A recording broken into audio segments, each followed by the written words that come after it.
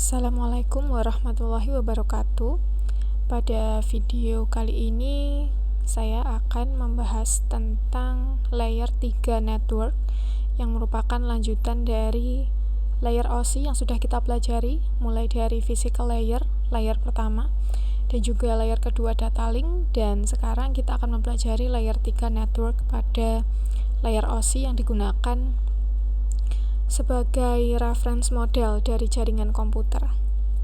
Nah, adapun outline dari pembahasan kita kali ini adalah yang pertama, overview terhadap layer 3 itu sendiri, di mana ada dua fungsi utama dalam layer 3 network, yaitu disebut dengan data plane dan control plane.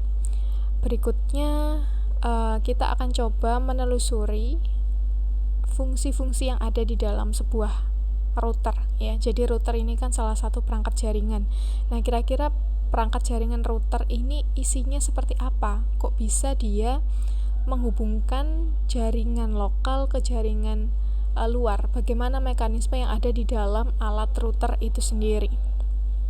Dan juga kita akan membahas salah satu protokol yang ada di dalam layer 3 network, yaitu IP ya, Internet Protocol, di mana kita akan membahas tentang datagram atau paket format, di mana kalau dalam TCP/IP model itu sebutan paket ya, salah satu physical data unit itu adalah datagram, tapi karena kita menggunakan layer OSI, maka itu disebut sebagai paket, seperti itu. Lalu yang kedua adalah fragmentation, dan yang ketiga adalah IP versi 4 addressing. Jadi kita juga akan mencoba untuk memahami bagaimana sih membuat atau bagaimana mengenerate IP address versi 4 ini, seperti itu. Nah, lalu kita mulai dengan layer network itu sendiri. Saya di sini memperlihatkan visualisasi dari proses ketika perpindahan data antara host untuk sumber. Jadi sumber host ini adalah host yang mengirimkan data, dan juga destination host yang merupakan penerima data dalam jaringan. Nah, kita di sini berada di layer 3, yaitu layer network ya. Dimana di layer 3 physical data unitnya disebut sebagai packets, seperti itu. Nah, di layer 3 network ini bertugas bagaimana segmen yang ada di layer transport ini ya, itu bisa diterima dengan baik di layer network, dan juga akan diteruskan ke layer di bawahnya atau data link gitu ya. Ini dari sisi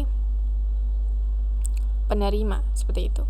Jadi dari sisi pengirim, layer 3 ini bertugas untuk melakukan enkapsulasi segmen. Jadi dari segmen ini akan dienkapsulasi, diberikan informasi tambahan sebagai header dari segmen itu tadi menjadi sebuah paket, seperti itu. Nah, sedangkan di sisi penerima, dia akan mendekapsulasi ya, membuka paket, membuka frame hingga didapatkan paket yang akan dikirimkan untuk selanjutnya diteruskan dan difahami oleh komputer penerima, seperti itu. Nah, ini ya, jika kita lihat di visualisasi gambar, ini ada satu jaringan lokal ya, misalnya di jaringan lokal menggunakan koneksi wireless, lalu ada jaringan lokal menggunakan koneksi wired dan wireless campuran ya, dan juga ada mungkin di sini adalah institusi, seperti itu. Nah, bagaimana mereka bisa saling terhubung satu sama lain di dalam jaringan? Yaitu mereka membutuhkan satu perangkat router sebagai perwakilan dari jaringan itu sendiri ya. Jadi di jaringan lokal ini dia punya satu router, di jaringan kedua misalnya ini adalah home network ya. Ini juga ada routernya, lalu ini misal institusional, bisa lebih dari divisi mungkin, jadi setiap divisi punya routernya sendiri-sendiri, dan router dari router institusi, router home, lalu router jaringan lain ini akan terkoneksi ke router regional dan router global ISP gitu ya.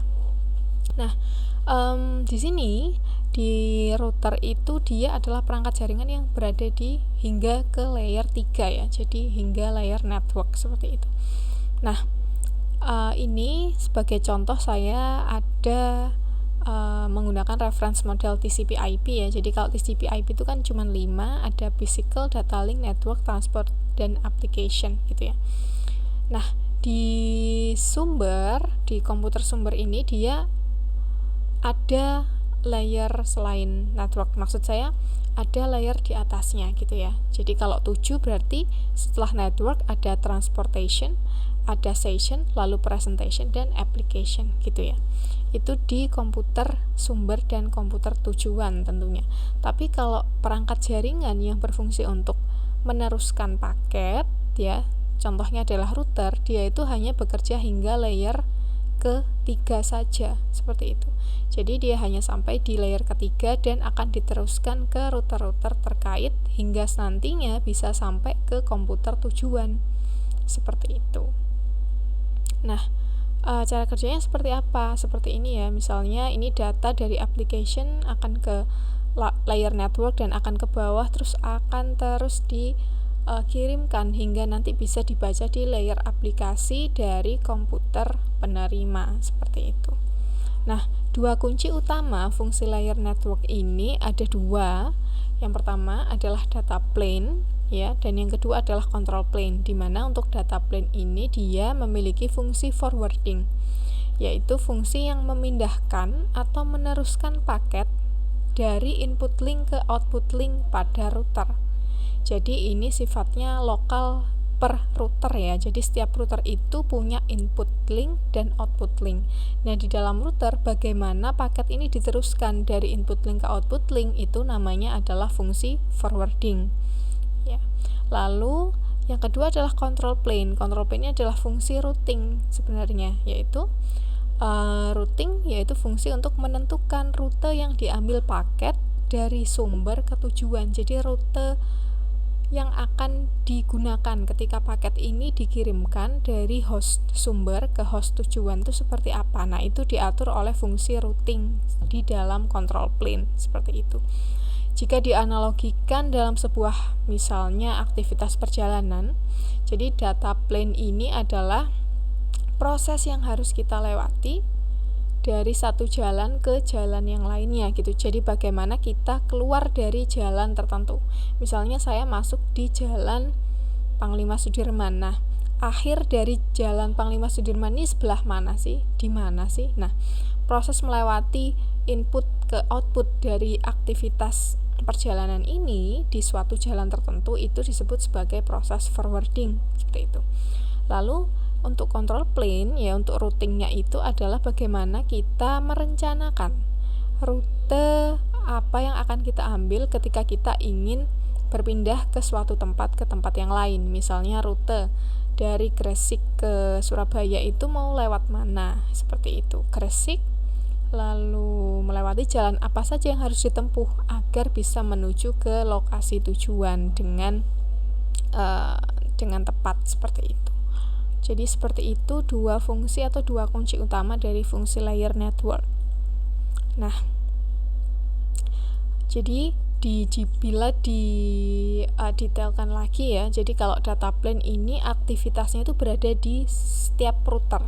Jadi secara lokal gitu ya, fungsi per router menentukan bagaimana paket dari input link interface diteruskan ke output link interface. Jadi interface ini antar muka dari input link ke antar muka ke output link ini seperti apa pengirimannya, kayak gitu. Itu fungsi forwarding, seperti itu ya. Nah, sebagai contoh ini ada header.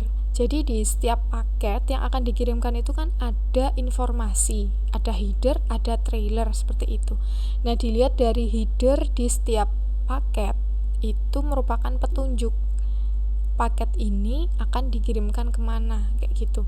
Nah, di sini itu nanti ada yang namanya forwarding table. Jadi tabel forwarding, tabel yang menunjukkan paket ini akan dikirim ke jalur mana, seperti itu. Contohnya ini 011 menunjukkan bahwa ini akan dikirim ke jalur 2, seperti itu ya. Lalu untuk control plane itu dia lebih ke logika network yang lebih luas, karena dia harus menentukan rute mana saja. Berarti dia harus berkomunikasi dengan router-router yang ada di sekitarnya untuk bisa meneruskan paket dari host sumber ke host tujuan, seperti itu. Jadi dia menentukan bagaimana rute yang dilewati oleh paket ya dari host sumber dan ke host tujuan. Adapun ada dua pendekatan dalam control plane. Yang pertama adalah menggunakan algoritma tradisional routing ya yang diimplementasikan di setiap router. Lalu yang kedua adalah mengimplementasikan yang namanya remote servers. Jadi menggunakan sebuah software yang digunakan sebagai remote ya, yang meremote bagaimana nantinya paket ini bisa di routingkan kayak gitu. Jadi perutean ketika paket ini akan dikirimkan itu menggunakan software, namanya adalah software defined networking. Nah, untuk contoh yang per router control panel itu seperti ini. Nah, ini ya. Ini ada beberapa router. Mungkin bisa jadi ini adalah router dari institusi A, ini router dari institusi B, lalu ini router dari regional ISP dan router dari global ISP seperti itu. Jadi mereka saling berkomunikasi satu dengan yang lain. Nah, di dalam router itu sendiri ada sebuah local forwarding table ya. Jadi yang tadi saya sebut bahwa forwarding ini adalah fungsi lokal per router, di mana dia di dalam routernya ini itu punya sendiri-sendiri lokal tabel forwarding dengan ketentuan sebagai berikut. Jadi header 0100 berarti outputnya adalah 3. Dengan header 0110 outputnya adalah 2 dan begitu seterusnya. Begitu juga di tabel forwarding di setiap router lainnya seperti itu. Nah, yang menentukan isi dari header dan output ini adalah ya, jadi yang menentukan isi dari tabel local forwarding ini adalah sebuah algoritma routing yang dipilih ketika paket ini mau dirutekan lewat mana kayak gitu. Jadi ada algoritma yang digunakan untuk sebagai metode untuk menentukan rute ya, rute dari paket ini akan bisa disampaikan ke tujuan seperti itu. Nah, dari masing-masing routing algorithm ini terbitlah tabel local forwarding ini seperti itu. Ada berbagai algoritma routing yang bisa digunakan. Mungkin ada OSPF dan ada yang lain ya. Nanti akan kita bahas di kesempatan selanjutnya. Oke. Lalu apabila dibagi fungsi antara control plane dan data plane ini, control plane kan tadi adalah fungsi untuk routing ya, jadi dia diberi pembatas seperti ini. Jadi control plane itu bagaimana dia menggunakan atau memanfaatkan algoritma routing ini untuk menentukan rute mana yang akan diambil oleh paket ketika paket akan dikirimkan dari sumber ke tujuan seperti itu. Dan lalu data plane adalah aktivitas di setiap router di mana forwarding tabel itu digunakan seperti itu ya. Jadi komponen algoritma routing individual di setiap router itu saling berinteraksi ya di control plane kayak gitu. Lalu yang kedua adalah menggunakan remote controller seperti itu. Nah, kalau yang remote controller ini itu ada yang disebut dengan CA atau controller agent di setiap routernya seperti itu. Untuk merujuk ini adalah akan sebagai salah satu utusan lah, kayak agen gitu ya dari remote controller, dimana di remote control itu ada servernya dan nanti akan mengontrol secara remote server seperti itu. Nah, di sini bisa terlihat aktivitas control plane dan data plane-nya seperti ini. Ya. Cara kerjanya sama, menggunakan forwarding table, cuman bedanya kalau yang per router tadi sebelumnya itu menggunakan traditional routing algorithm untuk menentukan forward table. Nah, tapi kalau yang di ini itu menggunakan remote controller untuk nantinya bisa dikontrol secara terpusat seperti itu. Nah, itu tadi dua pendekatan dari control plane. Nah, lalu bagaimana sih di dalamnya router ini? Kenapa router ini bisa berfungsi untuk menghubungkan beberapa jaringan seperti itu ya. Jadi tadi ada yang namanya fungsi forwarding, di mana dia itu adalah fungsi yang bagaimana paket ini bisa sampai dari input link interface ke output link interface gitu. Ternyata di dalam router ini memang ada input ports ya, yang kita sebut sebagai router input ports ini. Jadi di sini lalu ada yang namanya routing processor. Jadi router ini semacam mini komputer gitu ya. Jadi dia ada prosesornya yang bertugas nanti routingnya ini seperti apa, bagaimana router ini bisa meneruskan paket sesuai dengan rute-rute yang sudah ditentukan. Itu dia ternyata ada prosesornya yang bertugas untuk itu. Nah, setelah itu dia juga ada perantara yang berfungsi untuk menyambungkan antara input ports ke output ports-nya ya, sebagai penerus lah, media antara dua port ini, seperti itu. Nah, input port ini bekerja di layer physical pada router. Selain itu, input port juga memiliki fungsi layer data link yang dibutuhkan untuk meneruskan paket menuju output port melalui switch fabric. Jadi ini ada switch fabric sebagai medianya, kayak gitu ya. Sedangkan output port ini menerima paket yang dikirimkan dari switch fabric untuk langsung nanti diubah ke dalam bits ya, seperti itu, dan untuk diteruskan. Nah, apabila dilihat di sini untuk input ports ya, ketika kita zoom lebih dekat lagi, tadi kan ada 3 bagian. Yang pertama adalah line termination, bit level reception. Yang kedua adalah link layer protocol, data link layer, dan yang ketiga adalah network layer itu sendiri, di mana ada fungsi forwarding di sini ya. Nah, dia ini menggunakan nilai field header ya, header field pada tabel forwarding itu.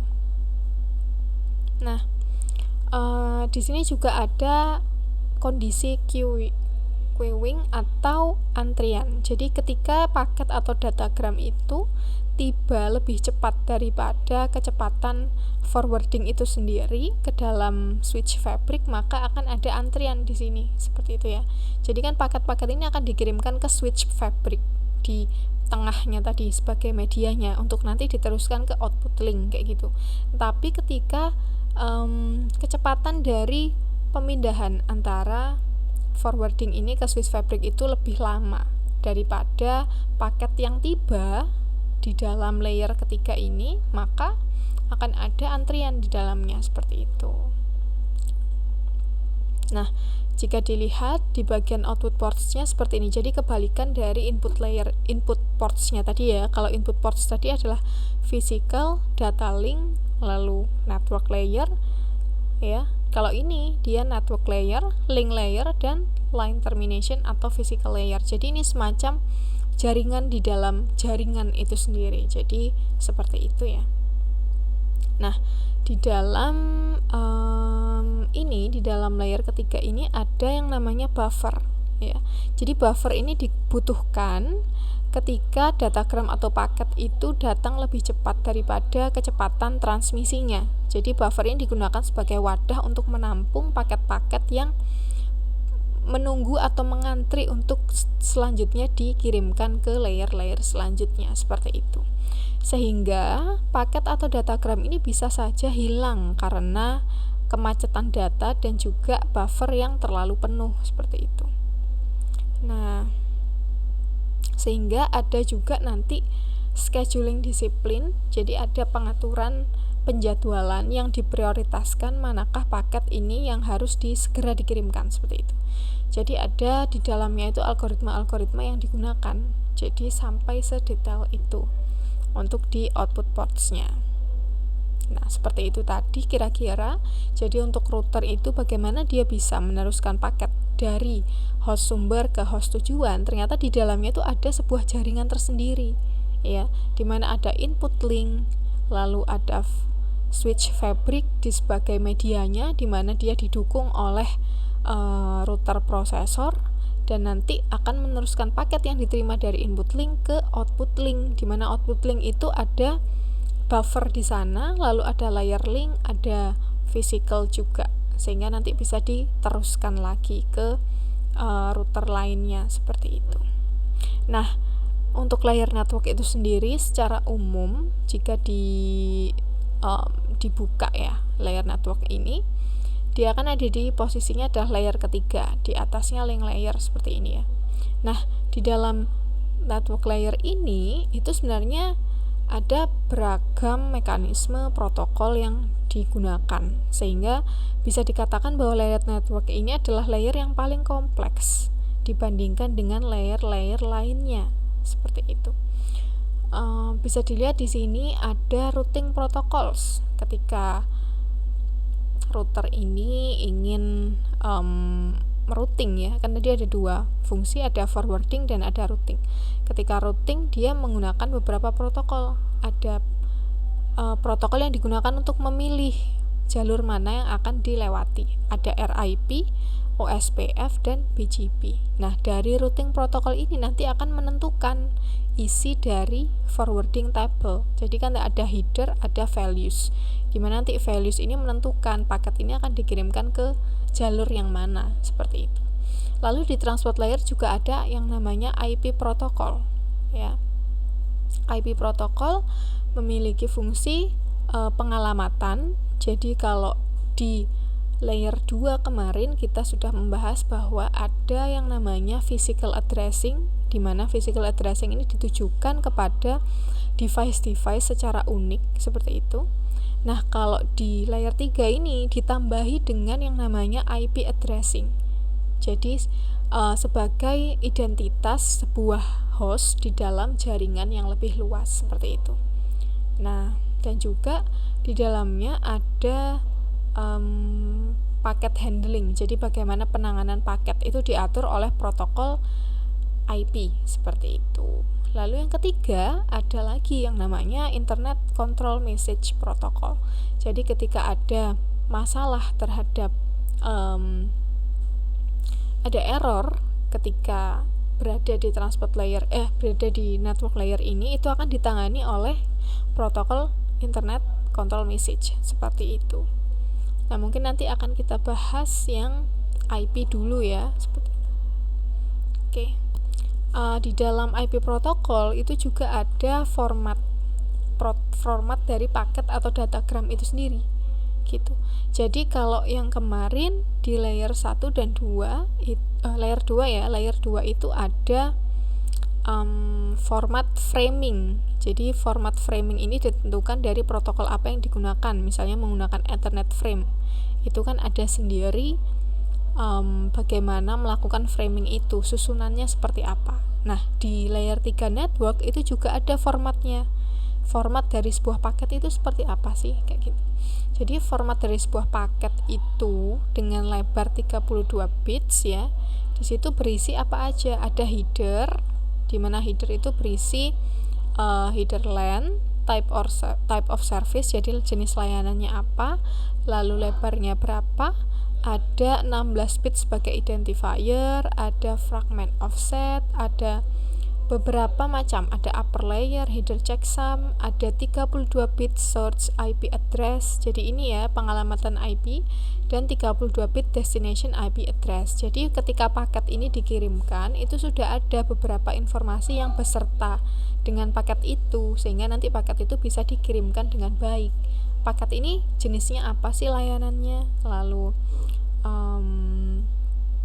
source IP addressnya berapa, dan destination-nya mau dikirim ke mana, seperti itu. Jadi ada informasi-informasi yang menyertai data itu sendiri. Jadi ini adalah data yang ingin dikirimkan dan dilengkapi dengan beberapa informasi dari layer network itu, seperti itu. Nah, ini ada keterangan ini itu apa aja. Ada total datagram length, ada for fragmentation. Jadi paket itu biasanya ketika dia dikirimkan itu kan ada kapasitas. Ketika mengirimkan itu ada kapasitas berapa lebar paket yang bisa dikirimkan. Nah, ketika paket itu lebih besar dari kapasitas, maka paket itu akan difragmentasi. Seperti itu. Sehingga ketika difragmentasi, dipecah-pecah, itu kan harus ada informasi sehingga nanti tahu, oh ini pecahan dari fragmen yang mana gitu. Jadi nanti ketika diadakan reassembly akan disatukan fragmen-fragmen itu, tahu ini bagian yang mana sih, kayak gitu. Jadi di setiap fragmen itu ada informasinya. Oh, ini adalah bagian pertama dari paket A. Oh, ini adalah fragmen kedua dari paket A, seperti itu. Jadi nanti bisa disatukan kembali, seperti itu ya. Jadi harus ada informasi-informasi terkait dengan pecahan-pecahan paket tadi, seperti itu. Dan itu juga ditangani di layer network ini ya, IP fragmentation dan reassembly, seperti itu. Jadi jaringan itu memiliki maksimum transfer size ya, punya MTU. Ketika paket itu melebihi kapasitas, maka datagram atau paket tadi akan dibagi menjadi beberapa fragmen, seperti itu. Jadi satu paket dapat menjadi beberapa paket, dan nantinya ketika akan sampai di host tujuan di dalam layer network itu, dia akan melakukan reassembly, dia akan menyatukan kembali paket-paket yang sudah berpisah satu sama lain, maksudnya dia memecah gitu ya, akan disatukan kembali menggunakan informasi-informasi yang sudah disertakan di dalam paketnya itu, seperti itu, untuk nanti bisa dibuka dan bisa difahami oleh komputer tujuan, seperti itu. Nah, itu juga ditangani di layer network. Jadi misalnya ini ya, ada paket berukuran panjang, one large datagram, jadi ada satu paket yang berukuran besar, nanti di sini ternyata melebihi maksimum transfer size, lalu nanti akan dipecah menjadi 3 paket atau datagram yang lebih kecil ya, dan akan diteruskan nanti ketika mau sampai di komputer tujuan akan disatukan kembali pecahan-pecahan ini menjadi satu kesatuan yang utuh, seperti itu ya. Itu untuk fragmen dan reassembly. Lalu tugas atau fungsi yang lain dari layer 3 itu ada IP addressing atau pengalamatan IP yang sudah saya sebutkan tadi. Di setiap device itu memiliki, setiap device yang terhubung dengan jaringan ya, dia itu ada alamat fisik dan juga ada alamat logik atau alamat IP address, sehingga nanti ketika di dalam jaringan itu ketika ada komunikasi pesan itu bisa tahu pesan ini mau dikirimkan ke alamat yang mana gitu ya. Nah, IP address ini untuk yang versi 4 itu memiliki panjang 32 bit ya. Jadi ada 4 bytes di mana setiap bytes itu 8 bit. Nah, interface itu adalah koneksi antara router dan physical link. Jadi physical link ini bisa berupa media wired ya atau media wireless, seperti itu. Nah, IP address itu associated with each interface. Jadi akan diasosiasikan oleh interface tadi, seperti itu. Misalnya kalau kita menggunakan Ethernet, maka Ethernet ini ya yang menjadi interface-nya. Oke, seperti itu ya. Misalnya alamat address itu seperti ini. Jadi ada 4 bytes, 1, 2, 3, dan 4, di mana setiap bytes itu ada 8 bits ya. Ini ya, 8 bits, di mana bits itu adalah binary digits yang terdiri dari 0 dan 1. Misalnya IP address-nya adalah 223.1.1.1. Dari manakah angka 223 ini? Jadi sebenarnya IP address itu angka 1 dan 0 seperti ini ya. Tapi untuk memudahkan kita untuk membacanya, itu akhirnya ini akan dibuatkan modelnya seperti ini. Dari mana 223 ini? 223 ini adalah jumlah dari angka biner yang bernilai 1 di dalam bytes itu. Nah, ini 1 yang dari belakang itu diurutkan dari pangkat 0 hingga pangkat 7. Jadi 2 pangkat 0 itu adalah 1, karena ini bernilai positif berarti dihitung ya. 2 pangkat 0 ditambah 2 pangkat 1 ditambah 2 pangkat 2 ditambah 2 pangkat 3 ditambah 2 pangkat 4. Nah, karena ini 0 berarti dia tidak dihitung. Lalu 2 pangkat 6 ditambah dengan 2 pangkat 7, sehingga jika dijumlah itu menghasilkan nilai 223, seperti itu. Nah, untuk belakangnya itu sama. Karena ini 1, 1, 1 berarti yang lain itu 0, seperti itu ya. Nah, seperti ini.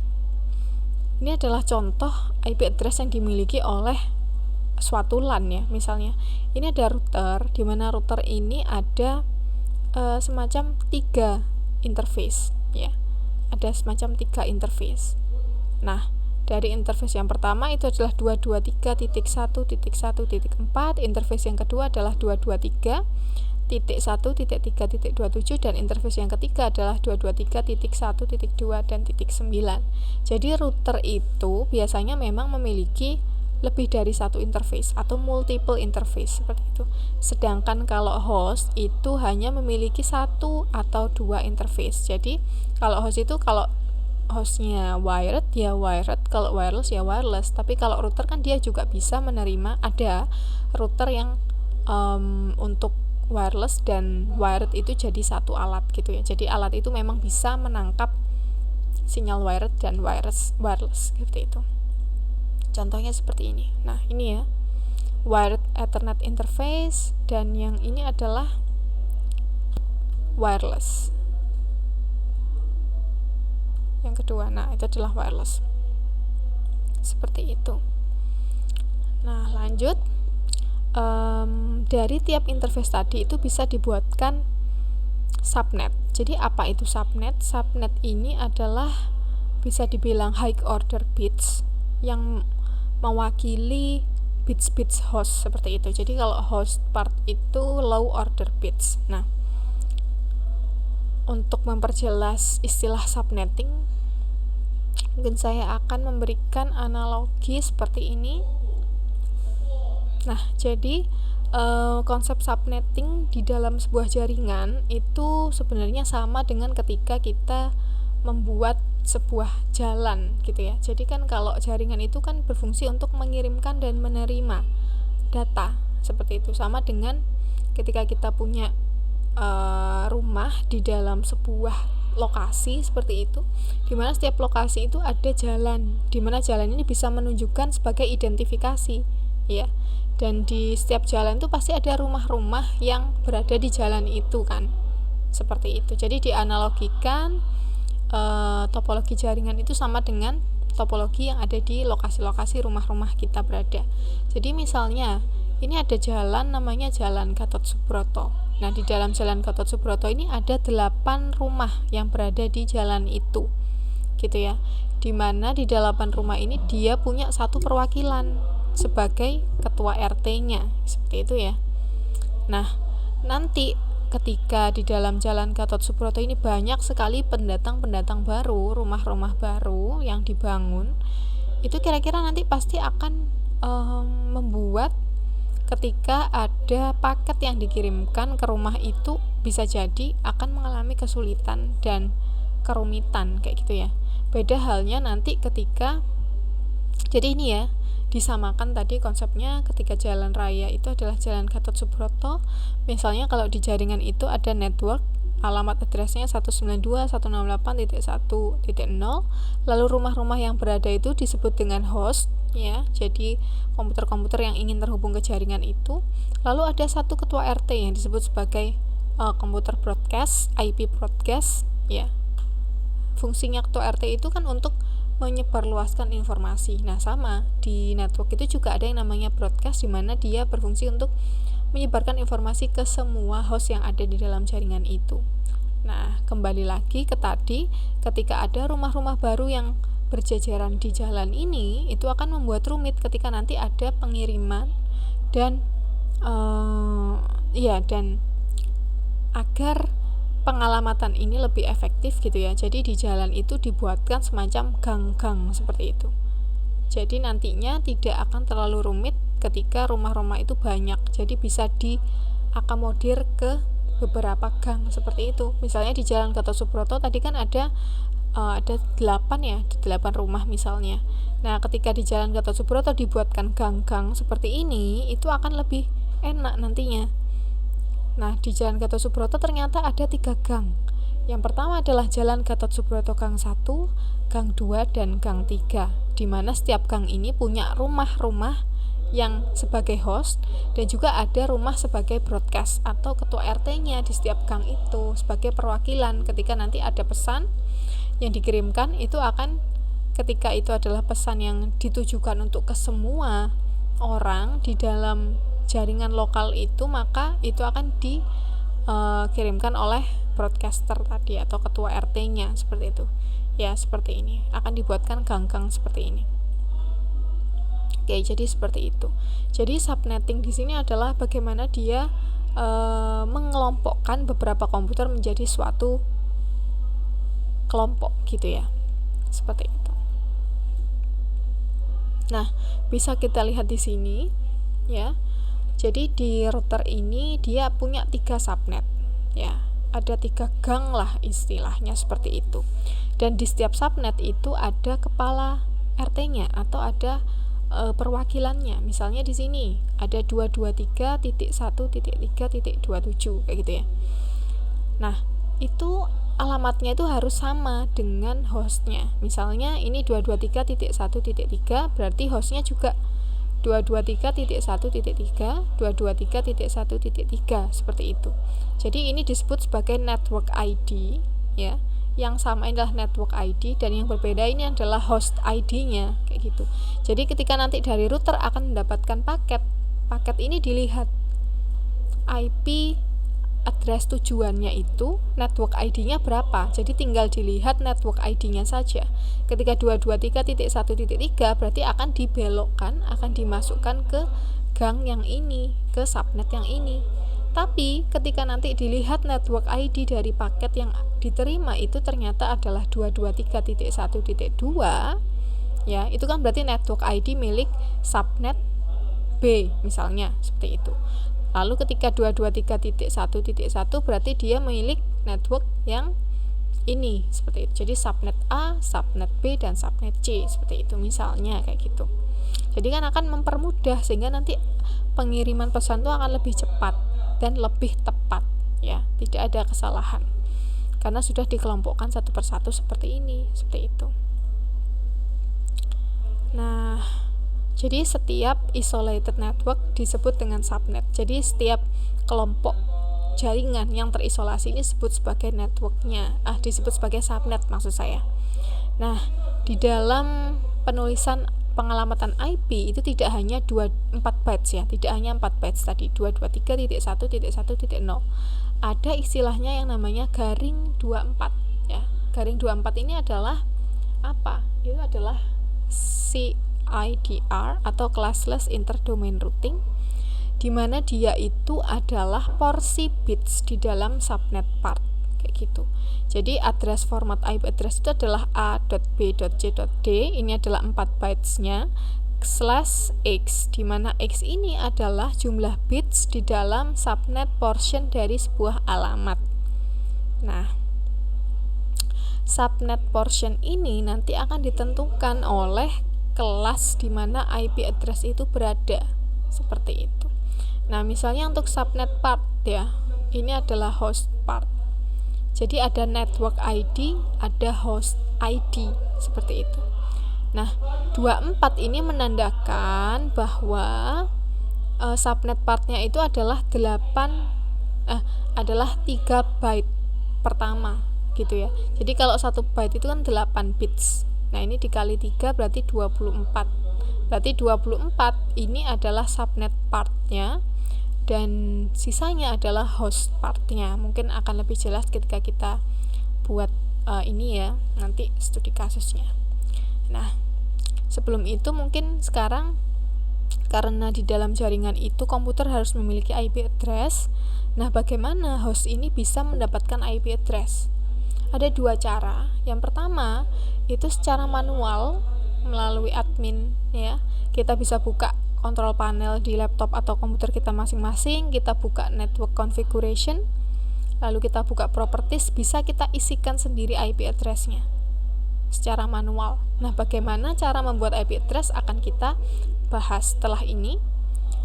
Yang kedua, caranya adalah menggunakan protokol yang namanya dynamic host configuration. Jadi dia akan memberikan IP address itu secara dinamis, secara otomatis tanpa kita harus membuatnya terlebih dahulu, seperti itu. Nah, sekarang cara yang pertama akan kita terapkan ya, misalnya. Nah, yang tadi, oke. Jadi ketika kita membuat IP address, pertama-tama kita harus melakukan subnetting yang namanya, ya. Jadi biar pengalamatannya itu tepat dan efektif seperti itu. Nah, di dalam pengaturan IP address itu sudah ditentukan. Sebenarnya ada 5 kelas, di mana kelas D dan E itu digunakan untuk multicast dan lain-lain, sedangkan yang biasa digunakan ya, itu adalah yang kelas A, B, dan C. Menggunakan proporsi IP versi 4 di mana ada 4 bytes, di dalam 1 bytes-nya itu ada 8 bits, seperti itu ya. Dan ini sudah diatur memang bahwa kelas A itu adalah oktet pertamanya adalah 1 hingga 127. Untuk subnet max default-nya, jadi kalau subnet max default ini mengacu pada CIDR-nya, ya, CIDR yang 24, 16, seperti itu. Jadi subnet max default, ketika jaringan ini tidak dibuatkan subnet max, maka default-nya itu akan bernilai 255.0.0.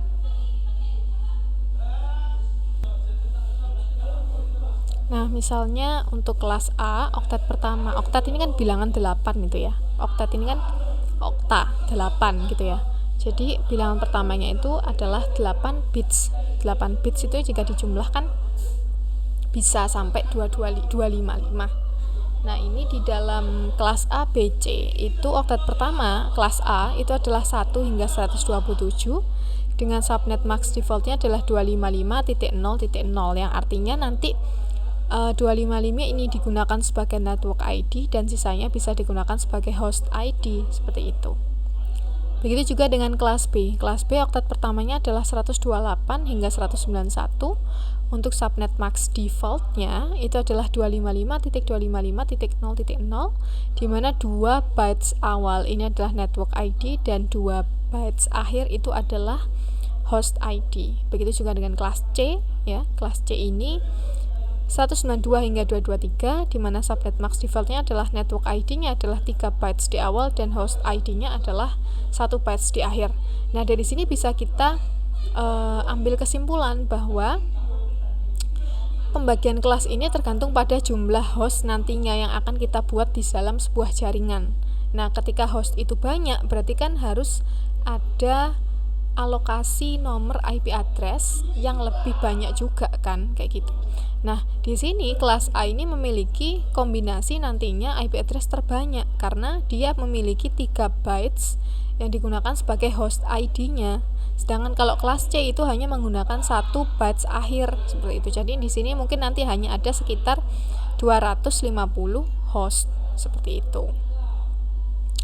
Nah, lalu di setiap kelas ini juga ditentukan private address-nya. Jadi private address ini adalah IP yang digunakan untuk jaringan lokal, seperti itu. Di belakang router terpisah dengan jaringan internet secara langsung. Nah, IP private ini digunakan agar nanti selain kita bisa terhubung ke luar jaringan, ketika kita ingin berkomunikasi dalam jaringan, kita itu punya tetap cadangan alamat lah untuk bisa digunakan secara lokal, sehingga alamat ini memang tidak bisa diakses dari luar, seperti itu. Jadi ini adalah private address yang disediakan untuk setiap kelas. Nah, lalu jadi terkait dengan nilai CIDR tadi dengan subnet max itu berhubungan. Jadi kalau garing 9 berarti artinya apa? Artinya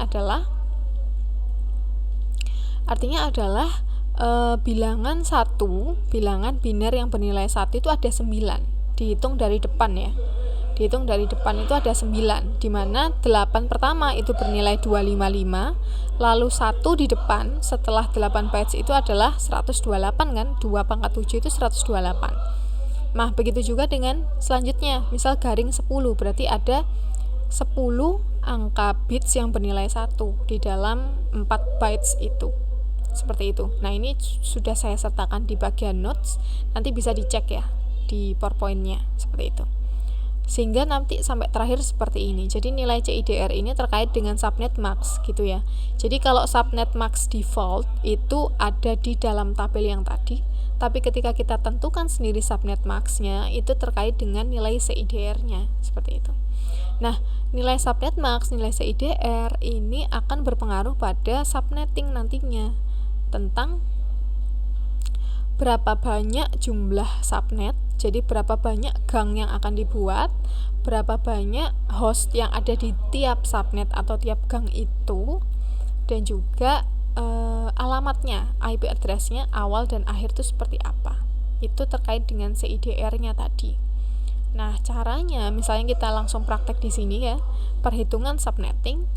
Misalnya kita akan melakukan subnetting pada network address yaitu 192.168.1.0/26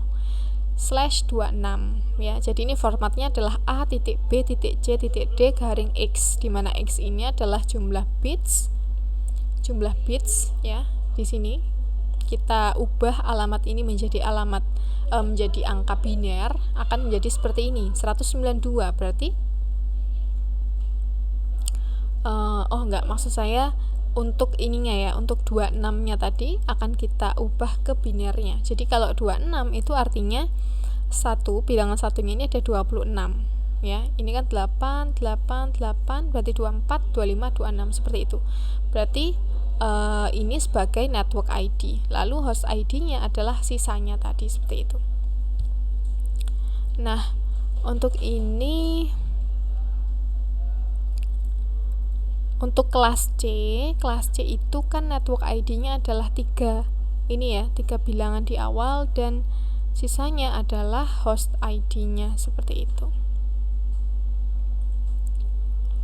Nah, dari IP address tadi dengan CIDR adalah 26, kita akan bisa menentukan jumlah subnetnya. Perhitungannya adalah seperti ini. Jumlah subnet atau jumlah gang dari IP address tadi adalah 2 pangkat X, di mana X ini adalah jumlah bits yang bernilai 1 dari oktet terakhir. Kenapa oktet terakhir? Jadi di sini saya sudah sertakan keterangan. Ya, nilai X adalah banyaknya binary 1 pada oktet terakhir tergantung kelas IP address.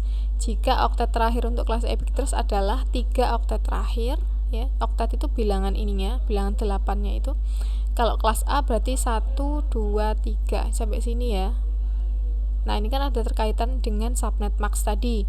Kalau subnet max defaultnya A itu adalah 255.000 gitu kan. Nah, ini banyaknya binary 1 itu dihitung dari 3 oktet terakhir. Nah, kalau kelas IP address B berarti adalah 2 oktet terakhir di depan sini. Nah, karena ini kasusnya adalah kelas C, maka oktet terakhir adalah yang dilihat adalah oktet terakhir ini. Nah, di dalam oktet terakhir ini itu dilihat angka satunya ada berapa. Ada 2 kan di sini ya. Sedangkan angka 0-nya adalah 1, 2, 3, 4, 5, 6 ya. Nah, dari sini baru bisa kita jumlah, kita hitung untuk menjumlah berapa subnet yang akan dibuat, berapa host yang akan bisa menggunakan IP address di tiap subnetnya, seperti itu. Untuk jumlah subnet 2 pangkat X adalah nilai bits yang bernilai 1 di oktet terakhir karena ini kelas C, sehingga akan ada 4 subnet yang dibuat. Nah, lalu yang kedua adalah jumlah host per subnet. Ini 2 pangkat Y ya.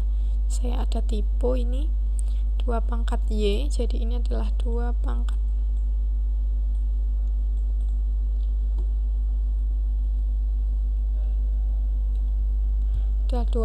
Y dikurangi 2, jadi Y adalah nilai bits di oktet terakhir yang bernilai 0, berarti 2 pangkat 6 dikurangi 2, berarti berapa? 62 kan. Nah, berarti ada 62 host di setiap subnet, seperti itu.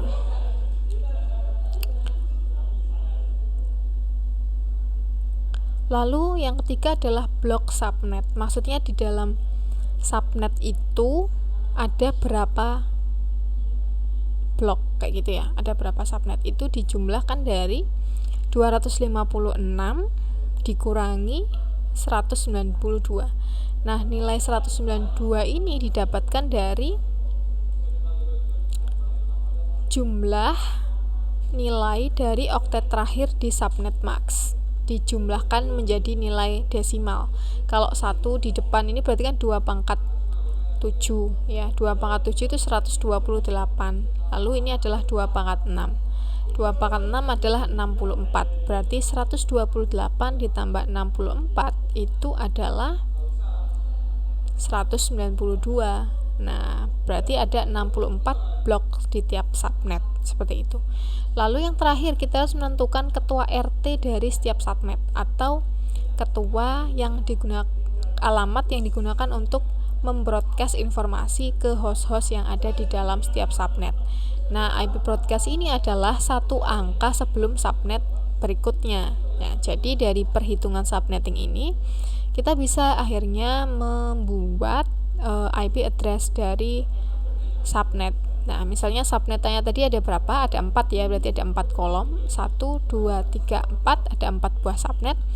Di mana di setiap subnet itu nantinya ada 62 host ya.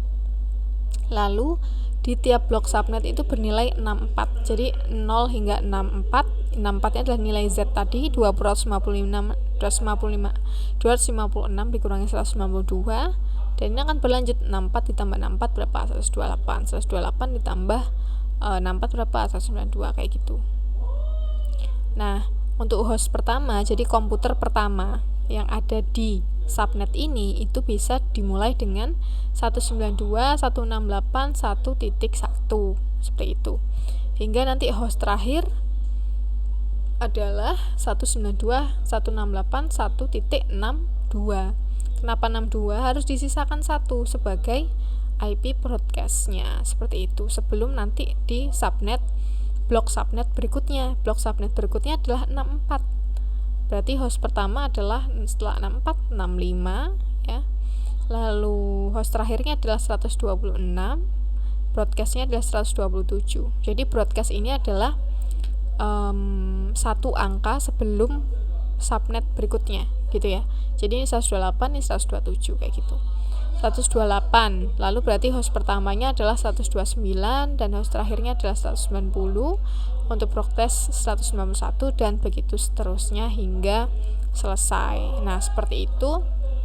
Jadi ketika kita mempunyai network address tertentu, akan kita buatkan secara manual, itu bisa menggunakan perhitungan seperti ini ya.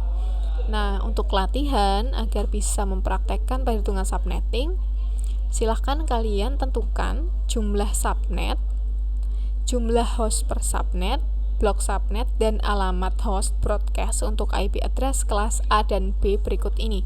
Jadi tadi saya sudah mencontohkan contoh perhitungan subnetting untuk kelompok IP address kelas C. Nah, kalian sekarang untuk yang kelas A dan kelas B seperti itu.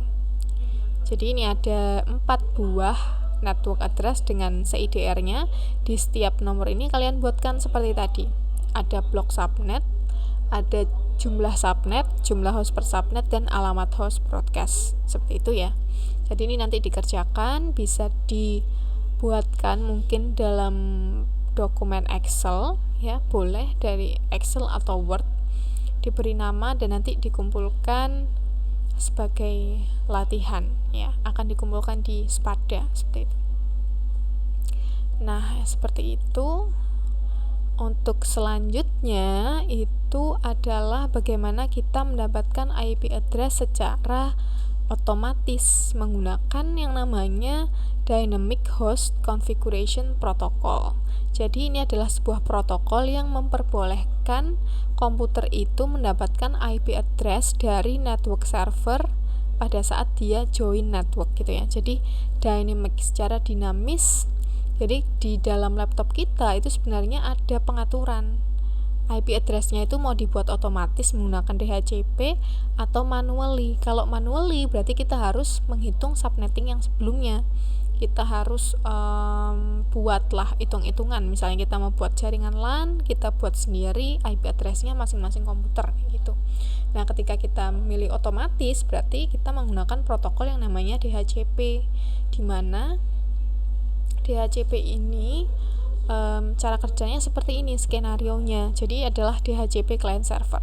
Jadi DHCP server ya, itu dia menerima permintaan dari klien yang ingin bergabung ke jaringannya. Jadi is there a DHCP server out there? Jadi dia mencari adakah server DHCP, ya. Lalu DHCP akan menawarkan, saya adalah DHCP server, ini adalah IP address yang akan bisa kamu gunakan nantinya, kayak gitu.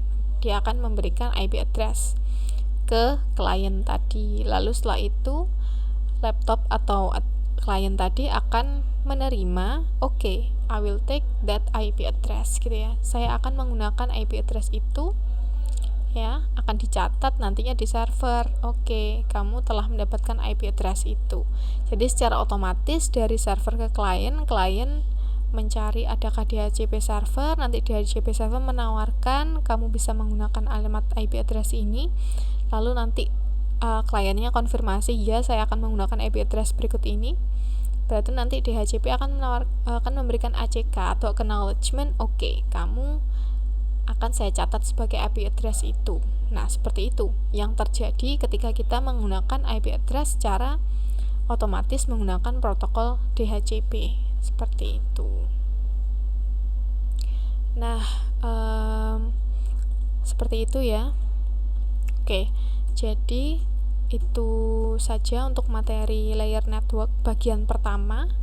Nah, silahkan untuk latihan ini dikerjakan dan bisa dikumpulkan di Spada untuk masing-masing individu. Oke, dari sini apabila ada pertanyaan bisa langsung menuliskan di kolom komentar, dan juga bisa bertanya langsung di WhatsApp group, ya, bisa diskusi secara langsung. Baik, saya rasa cukup di sini untuk materi bagian pertama dari layer 3 network. Terima kasih atas perhatiannya. Wassalamualaikum warahmatullahi wabarakatuh.